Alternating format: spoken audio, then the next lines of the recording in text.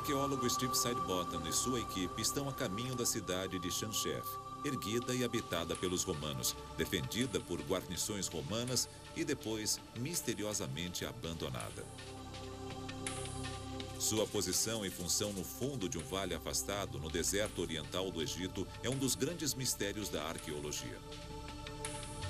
Após 24 quilômetros de terreno difícil, os veículos não podem mais avançar.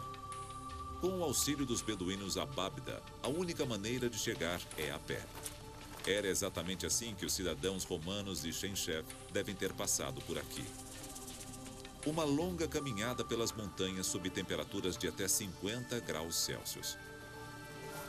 Steve e sua equipe até agora apenas arranharam a superfície arqueológica de Khanchef.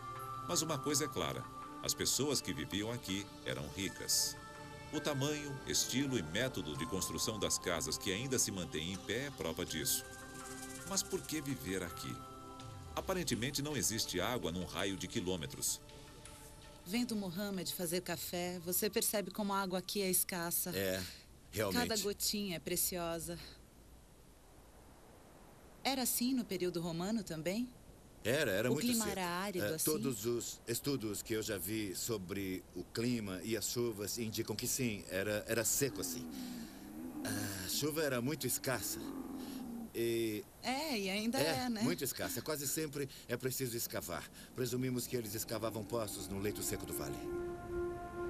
Steve e sua equipe inspecionaram Khanchef e descobriram cerca de 200 casas e 500 túmulos que datam do século III.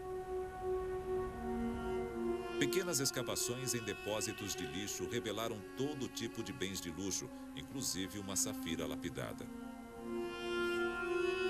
Mas o maior de todos os mistérios é porque este lugar era tão fortificado. Num pico de quase 170 metros de altura há um forte romano. Visto de cima, o formato de fechadura torna este forte diferente de todos os outros do Egito romano. Chegar ao forte é difícil e perigoso, mesmo tendo o especialista de escalada em rocha Trevor Messiah como guia. Tá legal, gente. Vamos começar a subida. Tem alguns trechos íngremes que a gente vai ter que ter cuidado para não jogar pedras em quem vem atrás e nem agarrar pedras que podem se soltar. Antes de colocar a mão numa fenda, é melhor olhar bem, porque dentro pode haver escorpiões ou cobras. Cobras? É melhor ter cuidado. Escorpiões e cobras são perigos muito reais no deserto oriental. Mas a maior de todas as ameaças é a desidratação. Numa subida difícil sob um sol de 50 graus, é preciso beber pelo menos 2 litros de água a cada hora. E existem, é claro, outros riscos. Ai, cuidado!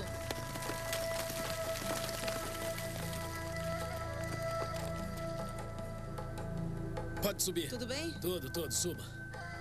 Deve ter sido difícil para os soldados romanos destacados para Khanchef ter de carregar alimento e água até o forte todos os dias. Você faz ideia de quanto tempo um soldado ficava aqui, Steve? Por períodos de 3 meses, às vezes 7 meses e às vezes até 18 meses. 18 meses. Após a longa subida sob sol forte, Steve e Kate passam pelo portão principal do antigo forte. Olha! Que visual! Temos uma vista incrível do Mar Vermelho daqui. Imediatamente fica claro por que os romanos escolheram este pico. É uma vista panorâmica de 360 graus. O perfeito posto de vigia contra ataques inimigos vindos de qualquer direção. Mas por que os romanos construíram um segundo forte num pico próximo e com 2 paredes paralelas ainda é um mistério. É o único forte da região que tem essa configuração estranha com as extremidades dos fortes nos picos e esta ligação entre eles com 2 muralhas paralelas. É estranho, não é? É muito estranho, não entendo muito bem. Acredito que daqui podemos ver o vale embaixo e daquele ali seria possível ver ainda Seria mais uma vista longe. ligeiramente diferente. Eles cobriram todos os ângulos. Até que sejam feitas novas escavações, o mistério de Khanchef continuará sendo exatamente isso, um mistério. Os romanos continuaram sua conquista do deserto egípcio e pararam quando chegaram a Berenice, às margens do Mar Vermelho. É difícil imaginar que Berenice já foi uma cidade movimentada, um dos entrepostos comerciais mais lucrativos do mundo conhecido na época. A cidade é o ponto focal das expedições de Steve há 20 anos. Até agora, ele já descobriu mais de 20.000 artefatos, de brincos de pérola a estátuas, lâmpadas a óleo e cadáveres, pedras preciosas e contas de vidro.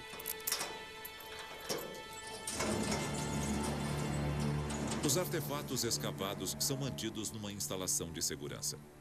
As descobertas de Berenice são únicas. Desde inscrições monumentais da fachada de um forte que desabou, como esta dedicada ao imperador Vespasiano, até ânforas inteiras. As ânforas eram vasilhames romanos usados para conservar líquidos, inclusive vinho e óleo.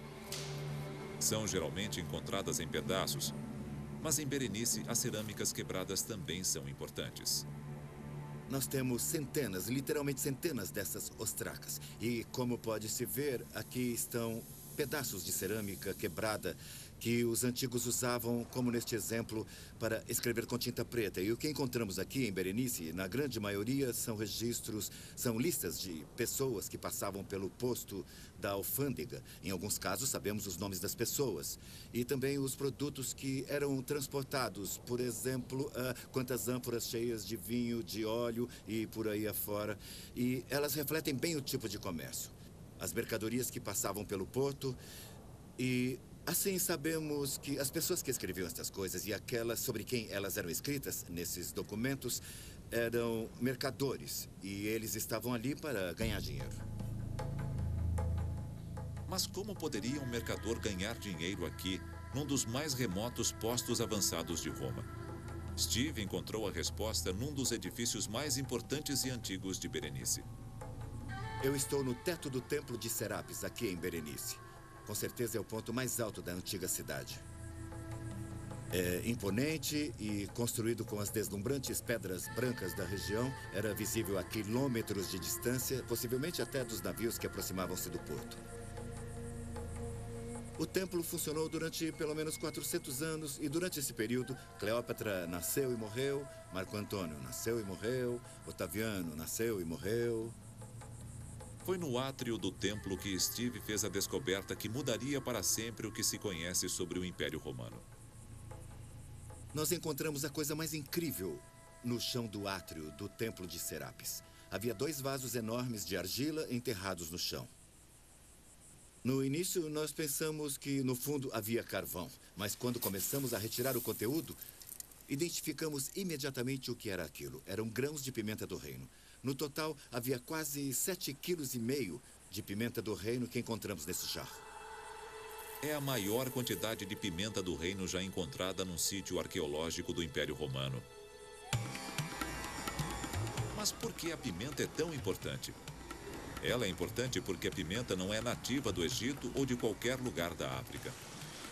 A pimenta cresce na Ásia, especificamente no oeste da Índia.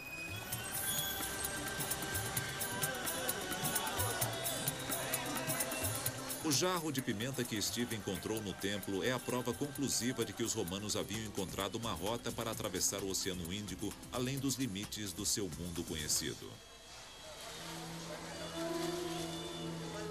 O segredo de como eles fizeram isso está num misterioso documento antigo.